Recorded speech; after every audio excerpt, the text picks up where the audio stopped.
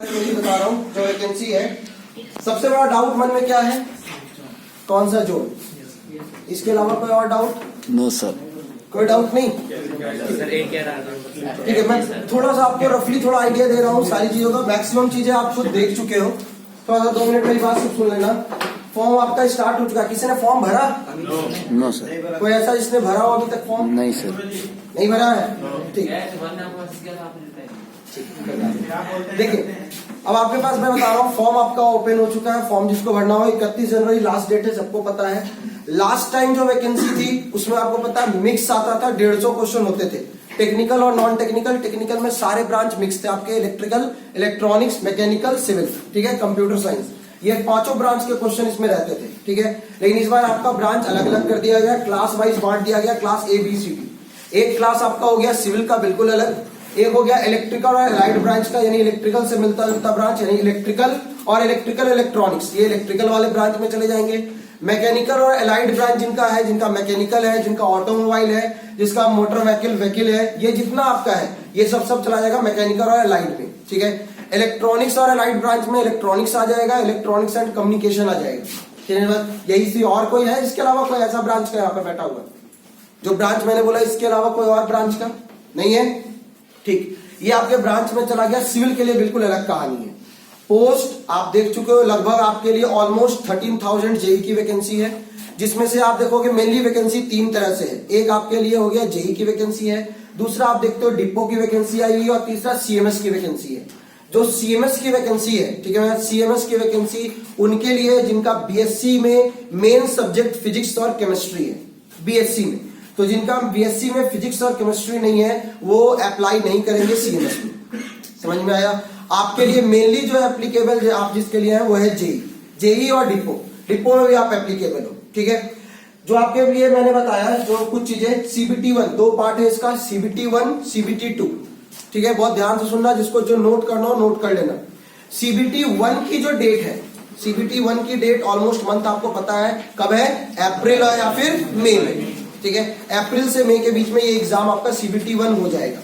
CBT2 की कोई date अभी नहीं है, लेकिन CBT2 के लिए टाइम आपको ज्यादा नहीं मिलेगा, ये कंफर्म रखना, ठीक है, क्योंकि CBT1 और CBT2, CBT1 में टाइम दिया, CBT2 में टाइम नहीं देगा। आपने अभी ALP का बहुत लोगों ने एग्जाम देखा होगा, दिया होगा। ALP 1 के लिए टाइम मिला था, 2 की ओरिजिनल डेट आई थी 12 नवंबर, क्लियर है, लेकिन जो आगे फिर एक्सटेंड हुई 15 दिसंबर, और रिजल्ट रिवाइज होने की वजह से हो गया 20 जनवरी, ठीक है। तो ऐसा कोई कसम तो नहीं खाया कि आपका भी रिजल्ट रिवाइज ही आएगा, क्लियर है। तो CBT2 के लिए टाइम आपको मिलेगा नहीं। दोनों लास्ट टाइम और इस टाइम में क्या अंतर है? पहला अंतर मैंने आपको बता दिया कि CBT1 में इस बार आपका पूरा नॉन टेक्निकल है, ठीक है। CBT2 में नॉन टेक्निकल और टेक्निकल दोनों है, ठीक है। CBT1 में मैंने आपसे कहा सिंपल से फंडा सिर्फ नॉन टेक्निकल है CBT1, और CBT1 जो लोग क्वालिफाई करेंगे वही CBT2 देंगे। मेरिट लिस्ट आपका सिर्फ CBT2 के बेसिस पर बनेगा, CBT1 नहीं जुड़ेगा, क्लियर है। CBT1 क्वालिफाइंग है, जिसमें मिनिमम क्वालिफाइंग जनरल के लिए बात करूं तो 40% है, यानी आउट ऑफ 100 मिनिमम मार्क्स आपको कितने चाहिए? 40। फिर कह रहा हूं 40 में मेरिट लिस्ट में आ जाओगे ये जरूरी नहीं। क्वालिफाई करने के लिए 40 चाहिए, मेरिट लिस्ट के लिए ज्यादा नंबर चाहिए, क्लियर है। तो ये मत सोचना 40 में सबका हो जाएगा, क्लियर है। दूसरी चीज आपको बता रहा था मैं, एग्जाम सेकंड डेट का भी है नहीं। एज ऑलमोस्ट आपको बताने की जरूरत नहीं, सब उससे कमी हो 18 से 33, एज सबको पता है। एज के बाद जरा बात करता हूं वैकेंसी की। देखो सबसे पहले आप लोगों को बता देता हूं जो चीजें, ये सिलेबस अभी मैं आपको डिफाइन कर दूंगा, पहले जरा जोन डिफाइन करने के बाद, ठीक है। देखो वैकेंसी है तो बहुत देखने में, क्लियर है, लास्ट टाइम से वैकेंसी बढ़ी है, लेकिन देखोगे तो आपको दिखेगा 8,000 वैकेंसी है, 6,000 वैकेंसी है, लेकिन जब आप जोन अप्लाई करोगे तब उसके अकॉर्डिंग आपको वैकेंसी मिलेगी, क्लियर है। तो जोन के अकॉर्डिंग मैं जरा बता देता हूं वैकेंसी की, पहले सुनिएगा बहुत ध्यान से। फॉर्म खुल चुका है, फॉर्म जब आप खोलिएगा सबसे पहला ऑप्शन आएगा RRB सेलेक्ट करने का, ठीक है ना, सबसे पहला ऑप्शन। जैसे आप फॉर्म ओपन करोगे, चाहे आप किसी भी जोन से आप ओपन करो, पहला ऑप्शन आएगा RRB सेलेक्ट कीजिए। जो RRB आप सेलेक्ट करोगे, जिस RRB को आप सेलेक्ट करोगे उसी RRB की साइट पे आप चले जाओगे, क्लियर है। पहली चीज बहुत ध्यान से सुनना जो बता रहा हूं, एक बार जोन सेलेक्ट हो गया नहीं बदलेगा, रजिस्ट्रेशन एक बार आपने कर लिया वो चेंज नहीं होगा। हाँ चेंज होगा, बहुत लोग बताते होगा, मोबाइल नंबर बदल लो, ठीक है, ईमेल आईडी बदल लो, ठीक है, ये सब बदल लो, चेंज हो जाएगा। लेकिन फिर कह रहा हूं मत करना, फॉर्म रिजेक्ट हो जाएगा। क्लियर है? वो पुराना बुद्धि मत लगाना जब ऑफलाइन फॉर्म भरे जाते थे। 4 फॉर्म भर दिया लास्ट टाइम। बहुत ऐसे लोग हैं जिनका, माइक जरा दिलवा देना सर, जिनका लास्ट टाइम, बहुत ऐसे लोग हैं जिनका आरआरबी जेई में एडमिट कार्ड नहीं आया क्योंकि उन्होंने बुद्धि ज्यादा लगाया था। ठीक है, लास्ट टाइम 2014 में वैकेंसी आई थी, 15 में एग्जाम हुआ था इसका। ठीक है बात। तो जो कंडीशन आपको बता रहा हूं, लास्ट टाइम यही कहानी थी। मैक्सिमम लोगों ने 2-3 जोन से भर दिया क्योंकि जब ऑफलाइन पेपर होता था तो हर एक जोन का पेपर अलग अलग होता था। तो किसी ने बुद्धि लगाई, 4 जोन से फॉर्म भर दिया, एक बार इसका भी एग्जाम दे दिया, उसका भी एग्जाम दे दिया, सबका एग्जाम दे दिया, लेकिन ऑनलाइन एग्जाम हो गया। तो ऑनलाइन में अब ऐसा नहीं है। ठीक है, ऑनलाइन के केस में उसको ऑन कर देंगे, सुनिएगा बहुत ध्यान से जो कह रहा हूं कहानी। तो पिछली बार क्या था आपके पास सीबीटी, पिछली बार मैं कह रहा था कि आप 2-3 जोन से जब ऑफलाइन फॉर्म होता था तो भर देते थे। ऑनलाइन में लास्ट टाइम जिन्होंने बुद्धि लगाई एडमिट कार्ड नहीं आया। क्लियर है? तो बिल्कुल फ्रैंकली कह रहा हूं, बहुत सोच समझ के जो आरआरबी सेलेक्ट करना, वो चेंज नहीं होगा। हाँ, जबकि ये बता देता हूं, जो आपने फॉर्म भरा अगर उसमें कुछ मिस्टेक हो गया उसको मॉडिफाई करने का चांस आपको रेलवे देगा, लेकिन 100 रुपए एक बार मॉडिफाई करने के लिए। ठीक है, एक्स्ट्रा चार्ज मांगेगा। क्लियर है? लेकिन जोन आप सेलेक्ट करना बहुत सोच समझ के करना। ठीक है, जोन के बारे में बात कर रहा था, तो जोन में सुनिएगा बहुत ध्यान से। वैकेंसी जो आपके पास है इलेक्ट्रिकल और मैकेनिकल की बात कर रहा हूं। कुछ ऐसे पोस्ट हैं जिसमें इलेक्ट्रिकल और मैकेनिकल दोनों कंबाइन में एप्लीकेबल हैं। कुछ ऐसे हैं जिसमें सिर्फ इलेक्ट्रिकल है, कुछ ऐसे हैं जिसमें सिर्फ मैकेनिकल है। सिविल तो बिल्कुल अलग है। ठीक है, सिविल को कोई मतलब नहीं। ठीक है, इलेक्ट्रिकल मैकेनिकल में कुछ पोस्टें मिक्स हैं। तो पहले मैं आपको बता देता हूं जोन के बारे में।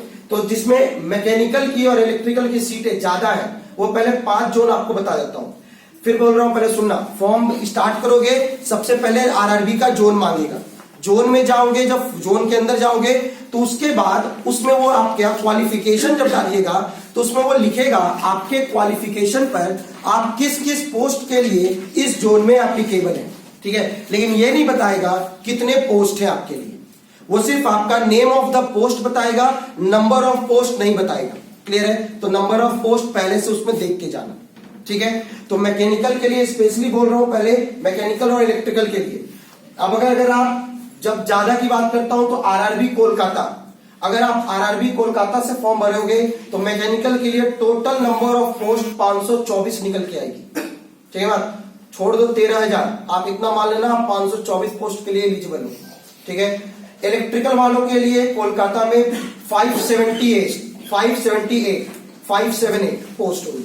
ठीक है, मैकेनिकल के लिए दूसरा जोन जहां पर बहुत वैकेंसी है, जब आप सेलेक्ट करोगे तो मुंबई, आरआरबी मुंबई 408 मैकेनिकल के लिए। इलेक्ट्रिकल और इलेक्ट्रॉनिक्स वालों के लिए 519। क्लियर है? फिर मैकेनिकल के लिए तीसरा जोन है चेन्नई का। ठीक है, जब आप चेन्नई में डालोगे तो आप टोटल 332 पोस्ट के लिए एप्लीकेबल होंगे। इलेक्ट्रिकल वाले 388। चंडीगढ़ के लिए मैकेनिकल वाले 322। ठीक है, जिनको नोट करना हो अपना जोन कम से कम नोट कर लेना जहां से सोचे हुए भरने को। चंडीगढ़ के लिए मैकेनिकल के लिए 322 और इलेक्ट्रिकल के लिए 342। ठीक है, मैं जितनी पोस्ट आपके लिए उस जोन में खुलेगा सारे पोस्ट जोड़ करके बता रहा हूं। आप उसको जोड़ोगे, आपको टाइम लगेगा, मैं पहले बता देता हूं। जैसे मान लो मैंने चंडीगढ़ डाला, मैं मैकेनिकल से हूं, मैंने चंडीगढ़ डाला, तो चंडीगढ़ में जितनी पोस्टें हैं तो उसमें सब में मैं एप्लीकेबल हूं, सब पोस्टें जोड़ लीजिएगा तो चंडीगढ़ में मैकेनिकल को 322 पोस्ट पे फाइट करना है। इलेक्ट्रिकल वालों को लिए 342 पोस्ट। इसके बाद आपके पास इलाहाबाद है। इलाहाबाद में मैकेनिकल के लिए है 464 और इलेक्ट्रिकल के लिए है 536। ये लगभग 4-5 जोन जो मैंने बताया जिसमें पोस्ट ज्यादा है। क्लियर है? आप ऐसे देखोगे तो आपको पोस्ट 1000 कुछ दिखाई देगी, लेकिन वो बटेगी पोस्ट। ठीक है, तो अब यहां से मैंने आपको बता दिया 5 जोन। इसके अलावा क्या और जोन के बारे में बताऊं या किसी जोन के बारे में पूछना है? बॉम्बे के बारे में बता दो। मुंबई बताया तो, और अभी मुंबई इलेक्ट्रिकल 519 और मैकेनिकल की 408। ठीक है। हाँ, जम्मू कश्मीर के बारे में जम्मू के बारे में बता देता हूँ। जम्मू में मैकेनिकल की है 157, इलेक्ट्रिकल की हो जाएगी 171। सर बिलासपुर बिलासपुर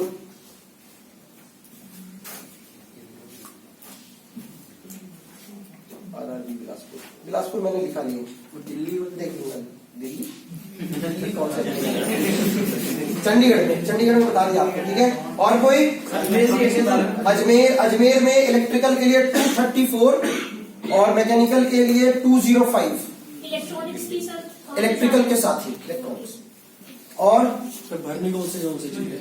ठीक है, भरना कौन से जोन से चाहिए? मैं बता देता हूँ। ये मैंने बताया आपको कि जिसमें ज्यादा वैकेंसी है वो जोन मैंने आपको बता दिया, ठीक है। सिविल के लिए बताना है,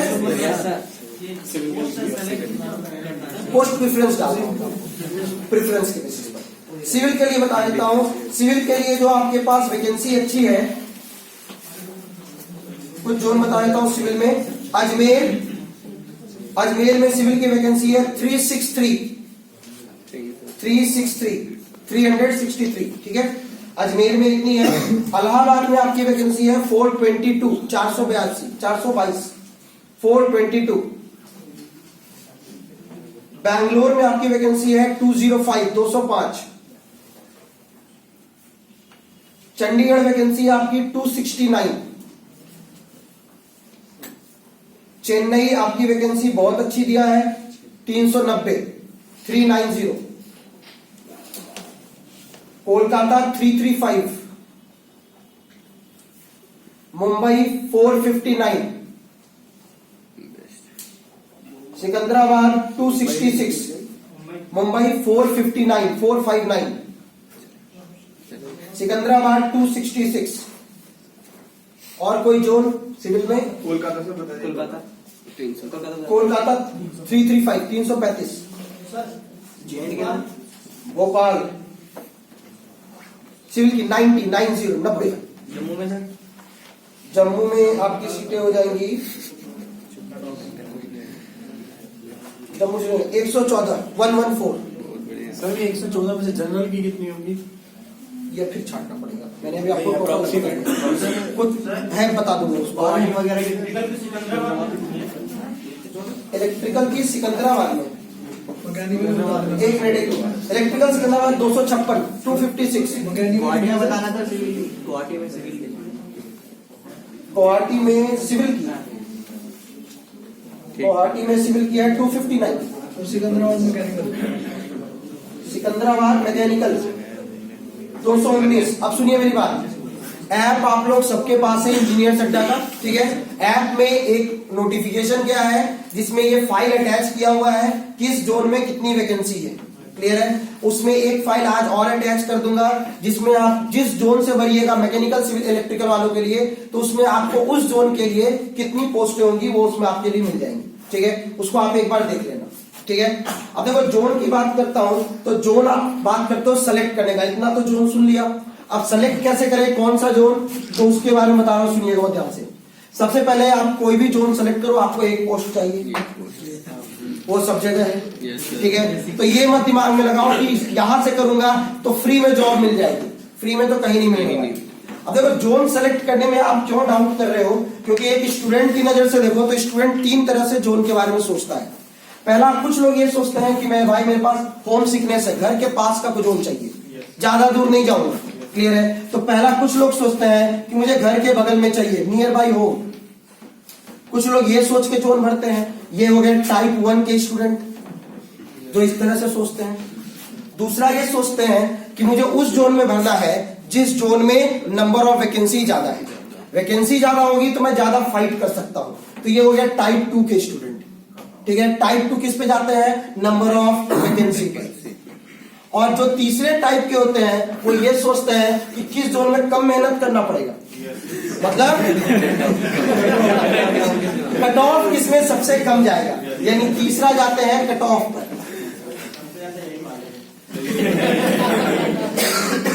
नहीं, बहुत ऐसे भी है। कभी तो जोन बताऊंगा तो कुछ लोग अभी इधर से अपना मूड इधर बदल दोगे, ठीक है सर ये वाला जोन बहुत दूर है, घर के बगल वाला तो चंडीगढ़ दिखता है, ठीक है। तो ये चीज बता रहा हूं। इसके अलावा चौथे टाइप के भी कोई बैठे हैं तीन टाइप ही है, ठीक। इन तीन टाइप के बारे में बताता हूँ। जिनको जो ये टाइप के हैं नंबर ऑफ वैकेंसी वाले, इनके बारे में तो मैंने बता दिया आपको। वैकेंसी जहां आपको ज्यादा दिखता है वहां भर लो, ठीक है। इसी को बहुत लोग कहते हैं सेफ साइड लेके चलना, ठीक है। क्यों? क्योंकि वैकेंसी बहुत ज्यादा है तो मैं फाइट करने के लिए मुझे ज्यादा अपना पोस्ट ज्यादा मिलेगा, क्लियर है। तो मैं ज्यादा वैकेंसी पे जाऊंगा। जो ज्यादा वैकेंसी पे जाना चाहते हो उनके लिए मैं 4 या 5 ऑप्शन बता रहा हूं सभी के लिए।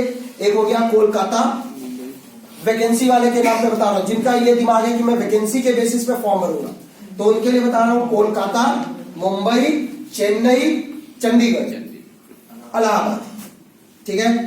फिर से रिपीट कर रहा हूं, कोलकाता, मुंबई, चेन्नई, चंडीगढ़ और इलाहाबाद, ठीक है। ये आपकी पोस्ट नंबर ऑफ वैकेंसी के अकॉर्डिंग जाओगे तो ये सारे जो क्लियर है। आगे चलते हैं। दूसरा है नियर बाय होम, घर के बगल में।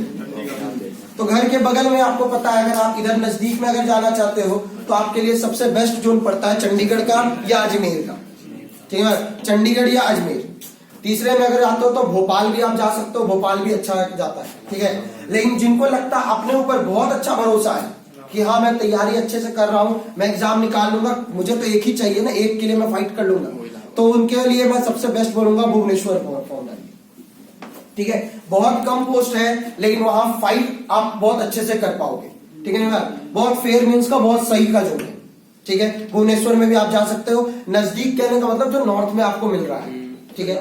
कट ऑफ के बेसिस पे जाओगे तो मैं आपको लास्ट ईयर के कट ऑफ के बेसिस पे बता देता हूं। जो मिनिमम कट ऑफ निकल के आता है, जो कम कट ऑफ आता है, वो जनरली 4 जोन का आता है, ठीक है। पहला आता है मालदा का, ठीक है ना। कोलकाता के बगल में आरआरबी मालदा है, आरआरबी मालदा का कट ऑफ कम जाता है। दूसरा है आरआरबी चेन्नई, ठीक है। और चेन्नई का कट ऑफ भी बहुत कम जाता है, कितना गया है वो भी लगभग कुछ कुछ का मैं बता देता हूं, ठीक है। तीसरा कम कट ऑफ का है बिलासपुर, बिलासपुर का भी कट ऑफ बहुत कम जाता है। बहुत कम कहना ये नहीं कि गए और हो गया, कंपेयर करोगे दूसरे से, उससे बता रहा हूं, ठीक है। तो बता रहा हूं 4 जोन, मालदा, चेन्नई, बिलासपुर और बेंगलोर। लास्ट टाइम इसका कट ऑफ कम था, ठीक है। कट ऑफ जिनको लगता है जो बहुत तेज है, ओवर कॉन्फिडेंस में जाना चाहते हो, तो इलाहाबाद का कट ऑफ बहुत अच्छा बढ़ता है।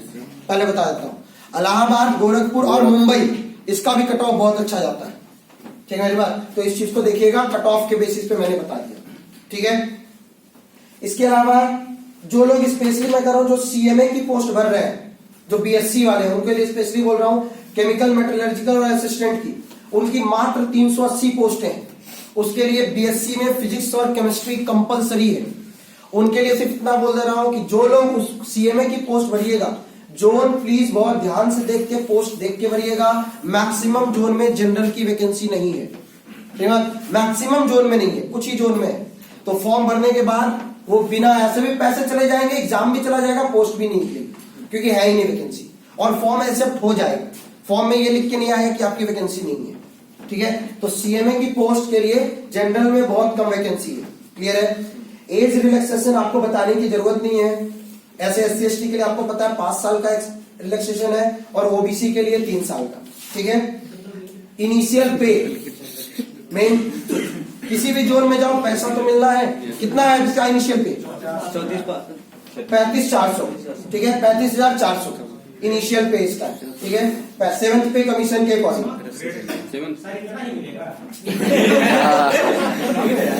ठीक है। अभी जो मिल रहा है उससे ज्यादा है या कम है? ज्यादा है ना, बस खत्म, ठीक है। तो इस चीज को ध्यान देखिएगा। दूसरी चीज बता रहा हूँ, नेगेटिव मार्किंग, ये आधे लोग कंफ्यूज बता देता हूँ। नेगेटिव मार्किंग 1/3 का है एग्जाम में, ठीक है। 1/3 नेगेटिव मार्किंग है, ठीक है सब। दूसरी चीज एक चीज बता रहा हूं, उसको सुनना बहुत ध्यान से। जब आप फॉर्म भरोगे तो क्वालिफिकेशन का सेकंड पेज एक खुल के आएगा, थोड़ा ध्यान से सुन लीजिएगा। फिर वहां पर उस समय आप कंफ्यूज रहते हो, बता देता हूं, ठीक है। क्वालिफिकेशन का जो पेज खुल के आएगा उसमें ऊपर में पहली क्वालिफिकेशन रहेगी डिप्लोमा, ठीक है, उसमें भी स्टार रहेगा। फिर रहेगा बीटेक, उसमें भी स्टार रहेगा। उसके बाद आपकी कुछ पोस्ट और खुलेगी, जैसे प्रिंटिंग टेक्नोलॉजी, ऐसे 5-6 पोस्ट होती है और सब में स्टार रहता है। स्टार मतलब हो गया वो कंपलसरी है भरना, ठीक है। उसके लिए मत परेशान होना, आप अपना सिर्फ एक अपना डालना, डिप्लोमा या बीटेक, फॉर्म एक्सेप्ट हो जाएगा, ठीक है। वो डालना कंपलसरी नहीं है। ठीक है, वो स्टार गलती से लग गया, उसके बिना भी आप फॉर्म आपका सबमिट हो जाएगा। ठीक है, जो लोग डिप्लोमा और बीटेक फिर कह रहा दोनों किए हुए हैं उनके लिए प्रेफरेबल मैं यही कहूंगा कि वो अपना क्वालिफिकेशन बीटेक बेसिस पे डालिएगा। ठीक है, बीटेक बेसिस पे डालिएगा, इसलिए डालिएगा क्योंकि आपको एक बात बताता हूं रफली, सेक्शन इंजीनियर की डायरेक्ट रिक्रूटमेंट बंद है अभी, सबको पता है, और क्लियरली मेंशन है कि जूनियर इंजीनियर का ही प्रमोशन करके सेक्शन इंजीनियर में डाला जाएगा, यानी डिपार्टमेंटल एग्जाम से। तो बीटेक वालों के लिए गोल्डन चांस है, जेई में घुसिए और बहुत जल्दी सेक्शन इंजीनियर बनिए। ठीक है, तो वो जो पे स्केल देख रहे थे उसमें फायदा आपको मिलेगा। ठीक है, ये मैंने आपको बता दिया। इसके अलावा और क्या पूछ रहे थे बताना। पिछली बार नॉर्मलाइजेशन हुआ था 100 में, आप एग्जाम जो दोगे पेपर 2 या पेपर 1 कितने भी मार्क्स का एग्जाम हो, आउट ऑफ 100 में वो नॉर्मलाइज रहेगा मार्क्स। ठीक है, नॉर्मलाइजेशन के बाद जो मार्क्स आपका रफली कट ऑफ जाता है आउट ऑफ 100, वो रफली अगर निकालोगे तो जनरल का कट ऑफ 47 से 50 के बीच में रहता है। ठीक है, फिर कह रहा हूं आउट ऑफ नॉर्मलाइजेशन, यानी पेपर 2 कितने नंबर का है, 150 नंबर के एग्जाम को 100 नंबर में कन्वर्ट करके वहां से कट ऑफ निकाला जाता है। तो जिसका कट ऑफ कम है, ऐसे बता देता हूं, कुछ जोन थे जिनका कट ऑफ शायद 31 मार्च 2015 को इसका रिजल्ट आया था जेई का, जो पिछली बार एग्जाम हुआ था जेई और सेक्शन इंजीनियर का। तो उसमें आप देखिएगा जो कुछ जोन थे, सेलेक्टिव कुछ जोन थे जिनका कट ऑफ गलती से 36 या 37 नंबर था। एवरेज निकालिएगा तो सारे जोन का कट ऑफ 45 से 50 के बीच में, 50 शायद ही गया है, मैक्सिमम जोन का 46 से 47 है, 46 से 47 नॉर्मलाइज्ड कट ऑफ मार्क्स। समझ में आया? और कोई डाउट नहीं? हाँ, एग्जाम सेंटर जाएगा फिर जोन में जाता है, नहीं, वो आप जहां फॉर्म अपना एड्रेस डालते हो उसी के आसपास कहीं जाएगा। मतलब जो मेरा परमानेंट एड्रेस पिछली बार कहीं भी गया था, ठीक है, ये चीज नहीं, आपका जो आप एड्रेस डालते हो कॉरेस्पॉन्डेंस का या परमानेंट का, जनरली उसके आसपास रहता है, लेकिन फॉर्म लास्ट में भरोगे तो फिर दूर जाएगा।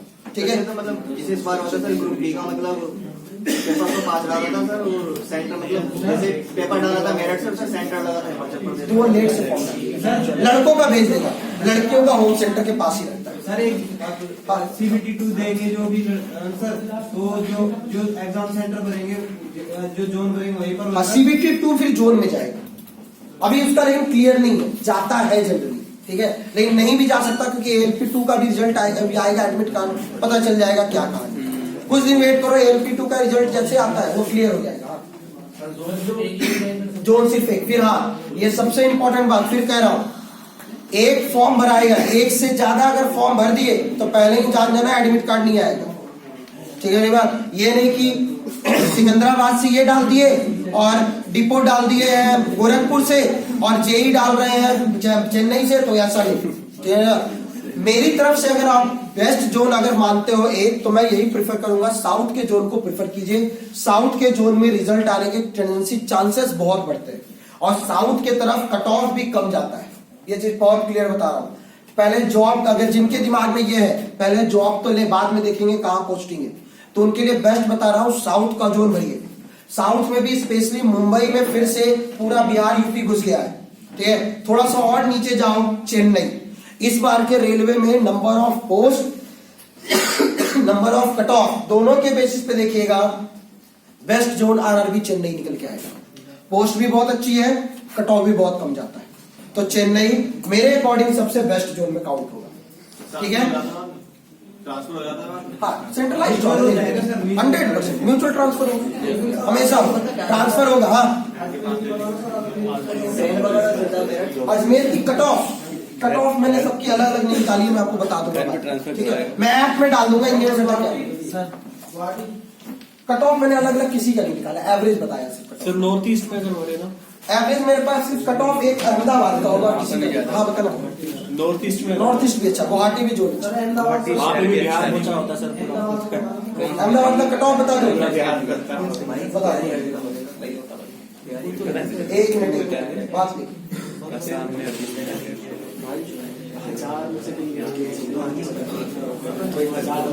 टॉप जनरल की 45.3 जनरल के लिए जो जेई की थी और सेक्शन इंजीनियर की थी 45.97। अब मैंने सबका भी नहीं निकाला, किसी का निकाला, तो वो बता देता। SC की कट ऑफ थी, बता सुन लो मेरी बात, जूनियर इंजीनियर में अहमदाबाद में रिजल्ट आया था 31 मार्च 2016 में। ठीक है, तो जो जूनियर इंजीनियर की जो पोस्ट थी उसमें जनरल की कट ऑफ थी नॉर्मलाइज होकर के 45.33, एससी की थी 38.23, एसटी की थी 38.46 और ओबीसी की थी 45.14। ठीक है। सेक्शन इंजीनियर में जनरल की थी 45.97, एससी की 37.62, एसटी का कट ऑफ नहीं अभी पता चला है, ओबीसी का 42.9। सर हैंडीकैप की भी लगी थी सर, हैंडीकैप की विकलांगों की। विकलांग इंजीनियर क्या करेगा? वो एक बार देखना पड़ेगा कट ऑफ। मैं आपको हर एक जोन का एक बार फिर से देख करके बता दूंगा। सर जो ओबीसी का सर्टिफिकेट होगा तो वो क्या था, सेंट्रल का होना चाहिए, स्टेट वाला चलेगा? स्टेट का भी चलता है, उसमें सेंट्रल का वो लग जाता है आपका ऑफिस से जो बन जाता है, तहसील से ऊपर डीएम ऑफिस से बनवा लो। सर नॉर्मलाइज का मतलब क्या? गवर्नमेंट ऑफ नॉर्मल मतलब कितने लोगों ने अप्लाई किया है, कितनी टोटल वैकेंसी थी और कितने टोटल मार्क्स आए हैं, उसको निकाल करके नॉर्मलाइजेशन निकाला जाता है। तो नॉर्मल 150 में कितना आना पड़ेगा? सॉरी 150 में कितना आना पड़ेगा? पहले 100 वाला तो हो जाए। सही अब दो डिप्लोमा कंप्लीट नहीं हुआ नहीं। हाँ फिर सुनना, जिनका डिप्लोमा जो कर रहे हैं और कंप्लीट नहीं है, या बीटेक कर रहे हैं कंप्लीट नहीं है, जिनका रिजल्ट अवेटेड है, they are not eligible to apply, वो फॉर्म नहीं भरेंगे। सिलेबस बता देगा सर सीपीटी में। ठीक है, क्लियर है? हाँ बोलो। सर सारे रिजर्वेशन हट के जनरल में कितनी परसेंट सीट बच जाती है? सॉरी जितने भी रिजर्वेशन एसटी एसटी ओबीसी वगैरह हटा के सब कितनी परसेंट सीट बच जाती है जनरल के लिए? ये तो अलग अलग, अभी बीएसएनएल की वैकेंसी आई है, जनरल की सीट ही नहीं है। ऐसे नहीं आप काट सकते ना कि इसमें से इतना इतना इतना कटेगा, वो नंबर ऑफ वैकेंसी ऐसे नहीं होता कि इतना परसेंट जनरल का, इतना परसेंट एससी का। जितनी पोस्ट खाली होती है उसके अकॉर्डिंग वो रिक्रूटमेंट निकालते हैं। समझे बात को? जैसे अभी बोला तो बीएसएनएल की जेई की वैकेंसी आई सेक्शन इंजीनियर, देखो उसमें जनरल की पोस्ट ही गायब है, एक भी पोस्ट। सारी पोस्ट किसकी निकल के आई है? एससी एसटी ओबीसी और 150 नंबर का मार्केटिंग आएगा क्या बीएसएनएल में? बीएसएनएल बाद में बात करेंगे, पहले रेलवे। ठीक है। हाँ तो सर इनमें जो आपने जो नोट कराए थे सब जनरल के लिए सबसे ज्यादा किसकी है? Particular for general Chennai, Chennai मैंने कहा सबसे बेस्ट है। ठीक है, चेन्नई अगर डालते हैं तो बेस्ट है। ठीक है। अच्छा ये मैंने आपको बता दिया, 1/3 बता दिया, सिलेबस बता दो। हाँ एक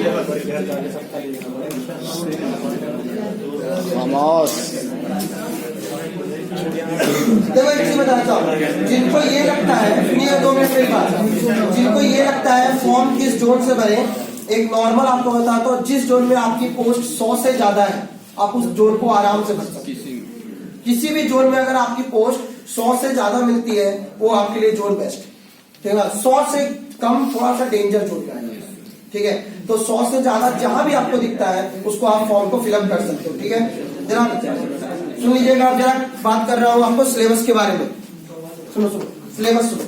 सीबीटी 1 में सिलेबस क्या है उसको सुनिएगा। 100 क्वेश्चन 90 मिनट, पता है सबको। नंबर ऑफ क्वेश्चन 100, टाइम कितना आपको अलॉट किया गया है 90 मिनट, नेगेटिव मार्किंग 1/3। ठीक है, इस 100 क्वेश्चन में मैथ्स के 30 क्वेश्चन है, 30 क्वेश्चन मैथमेटिक्स के। ठीक है, मैथमेटिक्स में अगर बात करूं तो सारा बिल्कुल डिटेल सिलेबस लिखा हुआ है उसमें क्या क्या है, लेकिन ज्यादातर फोकस करोगे तो मेनली फोकस 2 चीजों पे करना है। पहला नंबर सिस्टम, ठीक है, बहुत अच्छे से नंबर सिस्टम मतलब सारा हो गया, एचसीएफ एलसीएम ये वो सब नंबर सिस्टम, और दूसरा जो है दैट इज मेंसुरेशन। ये 2 टॉपिक आपका बहुत अच्छा होना चाहिए मैथ्स में। टॉपिक सारे अच्छे होने चाहिए लेकिन नंबर सिस्टम और मेंसुरेशन इसका वेटेज सबसे ज्यादा होगा मैथ्स में। ठीक है, मेंसुरेशन समझ गए ना सब लोग? ठीक है, तो ये आपको मैंने बताया मैथ्स में टोटल 30 क्वेश्चन 30 नंबर के, हर एक क्वेश्चन 1 मार्क्स। ठीक है, जनरल इंटेलिजेंस यानी रीजनिंग बहुत बेसिक है, कोडिंग डिकोडिंग ग्राफ फिगर यही है। ठीक है, सिंपल है, ब्लड रिलेशन ये सब आपको पढ़ना है। टोटल आपके पास 25 क्वेश्चन है, 25 नंबर का रीजनिंग रहेगा। क्लियर है? जनरल अवेयरनेस क्या होता है? जनरल अवेयरनेस का मतलब हो गया जीए मतलब क्या हो गया, इसमें आपको क्या क्या पढ़ना है? इसमें आपको ज्योग्राफी पढ़ना है। कौन सा? इंडियन। वर्ल्ड ज्योग्राफी आपको नहीं पढ़ना, इंडियन ज्योग्राफी पढ़ना है, इंडियन इकोनॉमी पढ़ना है, करंट अफेयर्स पढ़ना है, स्पोर्ट्स के बारे में पढ़ना है, पॉलिटी नहीं, साइंस, जनरल साइंस की बात करता हूं, 30 क्वेश्चन जनरल साइंस के, यानी फिर रिपीट कर रहा हूं, मैथ 30, जनरल यानी रीजनिंग 25, जनरल अवेयरनेस 15 और जनरल साइंस 30। अब एक चीज सुनना, पूरा रेलवे का नॉन टेक्निकल सिर्फ 2 चीजों पर टिका हुआ है, मैथ्स और साइंस।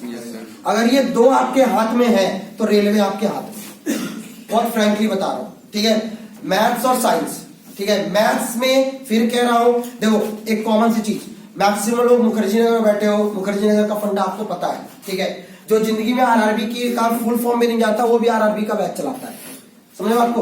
और वो ये नहीं समझता कि रेलवे बोर्ड का आरआरबी है या बैंक का, रूरल बैंक का आरआरबी है, समझो आपको। लेकिन बैच चल रहा है, कहने का मतलब क्या है, उस चीज को सुनिएगा जो बता रहा हूं।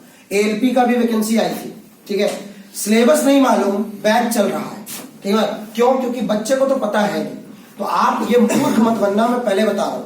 आप पहले सिलेबस देखना, बिना सिलेबस देखे हुए पढ़ना शुरू मत करना। जब तक आपको सिलेबस नहीं पता होगा तब तक कोई भी आपको कुछ भी पढ़ा के चला जाएगा, क्लियर है। तो सिलेबस को पहले हमेशा देखिए, सिलेबस क्या है, ठीक है। तो सिलेबस के बारे में जो बात कर रहा हूं वो ये कह रहा था, मैथ्स आपने देखा होगा भी एएलपी 1 का रिजल्ट आया है, सबने देखा होगा। एएलपी 1 में टोटल बुलाना कितना था? अच्छा, सीबीटी 1, एक चीज और यहीं पे बताता हूं, सीबीटी 1 से सीबीटी 2 में जितनी पोस्ट है उसके टोटल 15 गुना 15 टाइम्स स्टूडेंट को बुलाया जाएगा सीबीटी 2 में। Yes sir.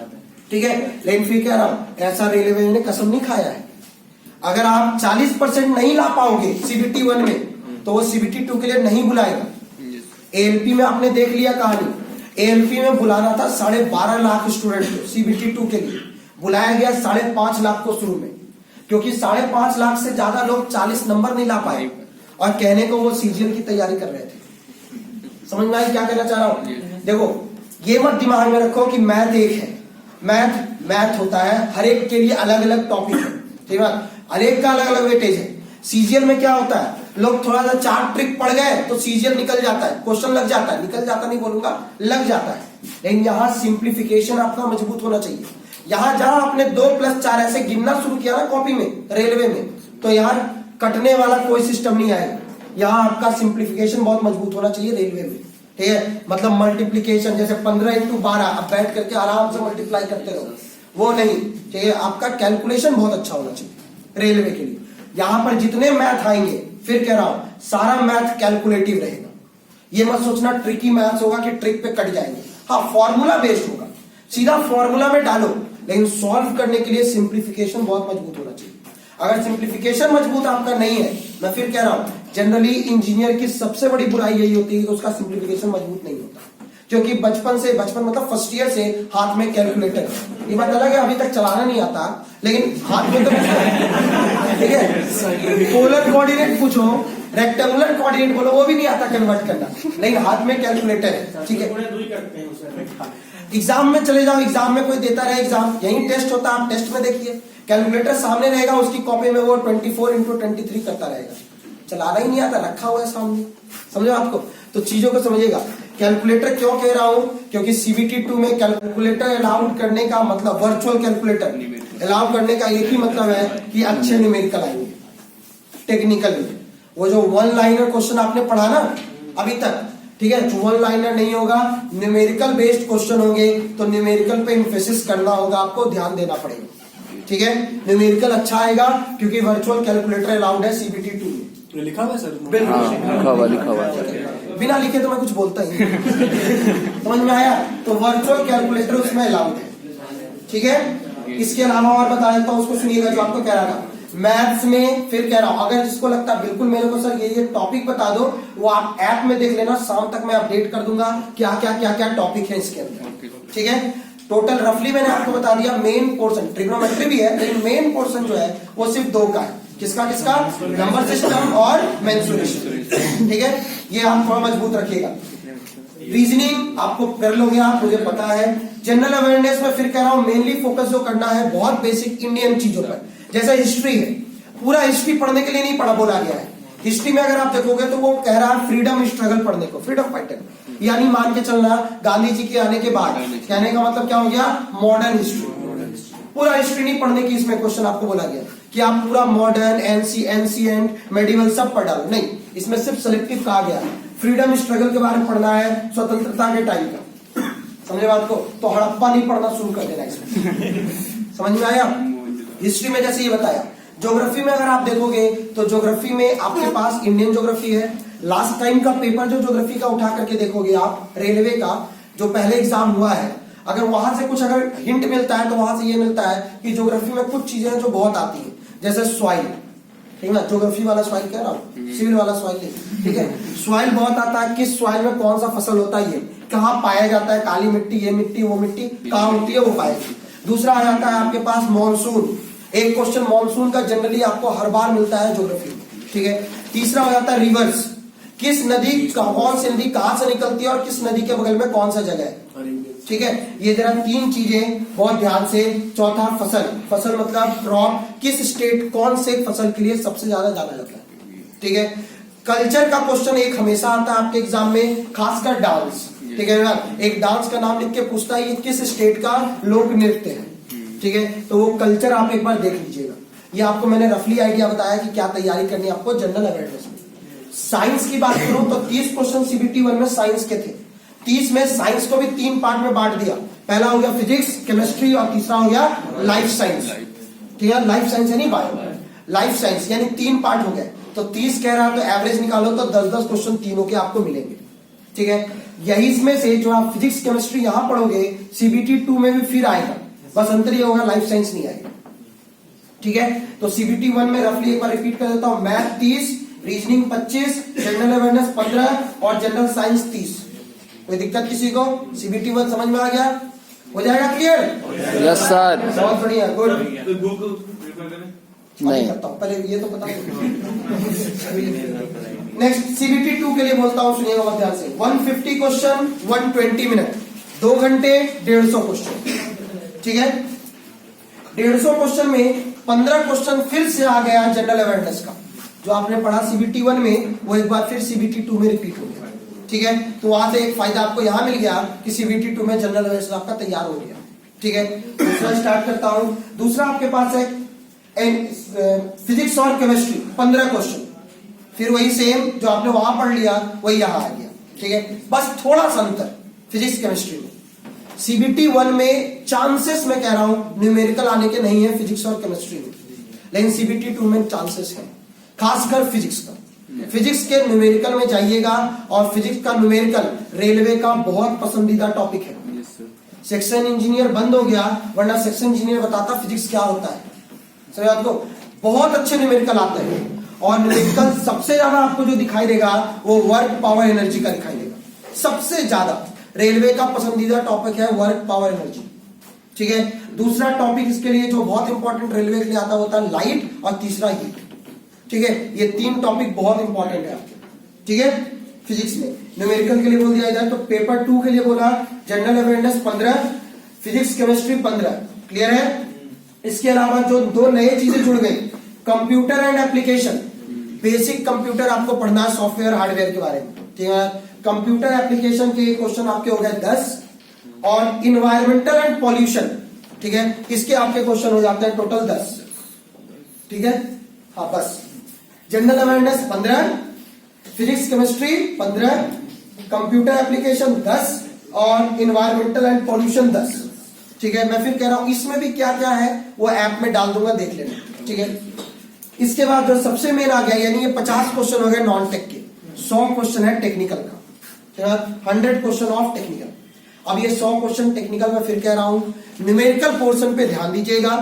सिलेबस अगर आप देखते हैं तो 3 पार्ट का सिलेबस की बात करता हूं, इलेक्ट्रिकल एलाइड, इलेक्ट्रॉनिक्स एलाइड और मैकेनिकल एलाइड और सिविल, ये 4 ब्रांच हो गए। 4 ब्रांच में सुनिएगा, इन चारों में सबसे कम सिलेबस इलेक्ट्रिकल का है, ठीक है। सबसे कम सिलेबस इलेक्ट्रिकल का किया गया है, ठीक है। इलेक्ट्रिकल का सिलेबस सबसे कम, दूसरा इलेक्ट्रॉनिक्स का सिलेबस इसके बाद सबसे कम इलेक्ट्रिकल, फिर इलेक्ट्रॉनिक्स, उसके बाद मैकेनिकल और फिर सिविल। सिविल की सबसे ज्यादा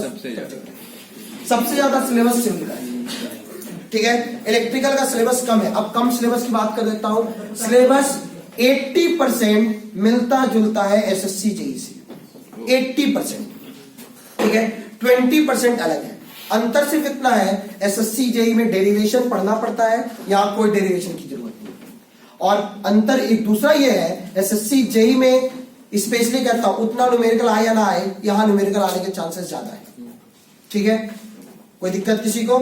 सिलेबस में किसी को कोई दिक्कत? सिलेबस तो अपना टेक्निकल का सब देख सकते हो, या वो भी बताना है?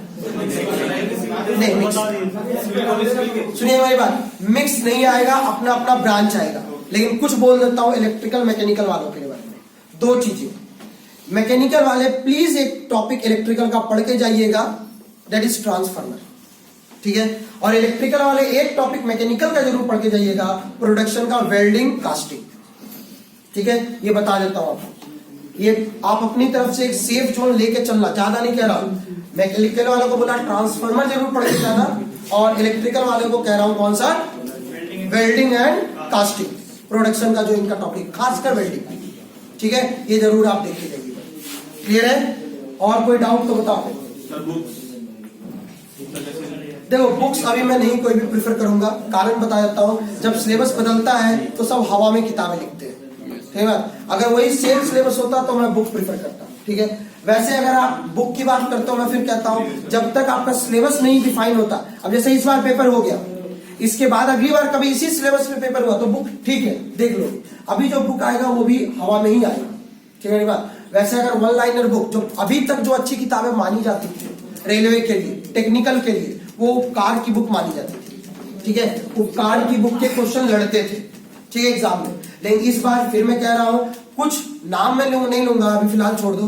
कुछ इतने बेकार बुक हैं, प्लीज मत पढ़िएगा। नाम जैसे ले लेता हूं एक, कौन सा, जी रेलवे। हमेशा आपको पता है जनरली आप हमेशा एक स्पीडी की बुक लेते हो पढ़ने के लिए, ठीक है, कि नॉन टेक स्पीडी के लिए काफी है। लेकिन अब जो आपका है, फिर कह रहा हूं इस बार पेपर का स्टैंडर्ड एएलपी भी आपने देख लिया, ठीक है, ग्रुप डी भी देख लिया, तो अब पेपर आपका वो लुल लेवल का नहीं आने वाला, ठीक है। तो इतना मत सोचना स्पीडी, थोड़ा सा रेलवे के लिए नॉन टेक्निकल, अभी तक मैं बताता हूं रेलवे के लिए सबसे बेस्ट बुक नॉन टेक के लिए लूसेंट है। रेलवे लूसेंट फेमस ही इसी वजह से हुआ क्योंकि लूसेंट का क्वेश्चन रेलवे में लड़े थे पहली बार, ठीक है। तो लूसेंट पढ़िए, लूसेंट में खासकर साइंस का पोर्शन, ठीक है, साइंस का पोर्शन पढ़िए लूसेंट का, बहुत अच्छा है, वो आपको काम आएगा, ठीक है। और कोई डाउट कुछ भी तो बताओ। जिसको भी तकलीफ है वो फॉर्म मत भरिए, कोई फायदा नहीं है। हाँ फिर करो, कुछ पोस्टिंग, कुछ ऐसे बताइएगा। फॉर्म मत भरिए कहने का मतलब ये नहीं करो फॉर्म मत भरो, कहने का भावनाओं को समझो। कहने का मतलब ये है कि फॉर्म आप भरते हो, अगर आपको कलर ब्लाइंडनेस पर्टिकुलर किसी लाइट कलर को अगर लेकर के है, एक दो कलर को लेकर के अगर है, तो फॉर्म भरो, आप निकल जाओगे, ठीक है। लेकिन जिनको बहुत ज्यादा बायोस्कोपी कुछ प्रॉब्लम रहती है, उनके लिए प्रॉब्लम आएगी जेई की पोस्ट में, ठीक है। हाँ एक पोस्ट है उसमें वहां पर उन्होंने कलर विजन नहीं लिखा है, वो शायद डीएमएस की पोस्ट है, ठीक है। एक बार देखना, एक पोस्ट है उसमें नहीं लिखा है उसने कलर विजन, तो एक बार चेक। हाँ अलाउड है, चश्मा अलाउड है, चश्मा के बाद आपका विजन प्रॉपर आ जाना चाहिए, ठीक है। उससे विजन से ज्यादा नहीं आ जाना चाहिए। मेडिकल नहीं, इसमें आपका मेडिकल तो होगा ही, मेडिकल होगा, डॉक्यूमेंट वेरिफिकेशन होगा, ठीक है, रिजल्ट ये इंटरव्यू नहीं होगा, हाँ मेडिकल होता है। रेलवे के देखिए, रेलवे के मेडिकल में गलती से कुछ प्रॉब्लम के बाद निकल जाना थोड़ा मुश्किल होता है, क्योंकि रेलवे का अपना मेडिकल बोर्ड होता है, समझ बात को। बाकी कुछ ऐसे होते हैं जो मेडिकल बोर्ड अपना नहीं होता, वो भेज देते हैं पर्टिकुलर कोई गवर्नमेंट का हॉस्पिटल में या कुछ भी, कि मेडिकल का अपना वो वेरिफिकेशन कराने को, ठीक है, वो जांच होता है। लेकिन रेलवे का अपना, रेलवे का डिफेंस का अपना मेडिकल बोर्ड होता है, वो अपने मेडिकल बोर्ड से कराता है, ठीक है। तो वहां से धीरे से सड़क लेना, निकल जाना उसकी आंखों के सामने से थोड़ा सा प्रॉब्लम है, ठीक है। जो लोग पर्टिकुलर रेलवे की प्रिपरेशन करना चाह रहे हो उनके लिए बता देता हूँ एक चीज, ध्यान से सुन लीजिएगा।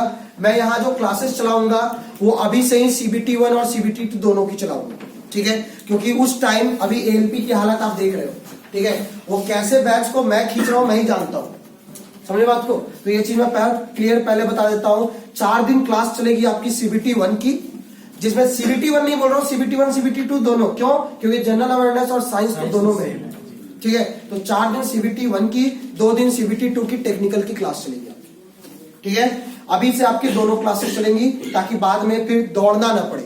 अगर टाइम कम मिलता है तो वो आपके लिए बेस्ट हो जाता है रिवीजन का, ठीक है। और जो उस समय दौड़ते हैं वो उस समय समझे। हाँ, जिनको यही नहीं भरोसा कि हमसे तो ना हो पाई, ठीक है, CBT1 पहले निकल तो जाए, तो वो अपना आराम से CBT1 के लिए बैठिए, उनके लिए मैंने कह रहा। और सर जो रेगुलर चली थी सर जो क्लास है, दोनों टाइम बैचेस मॉर्निंग के होंगे।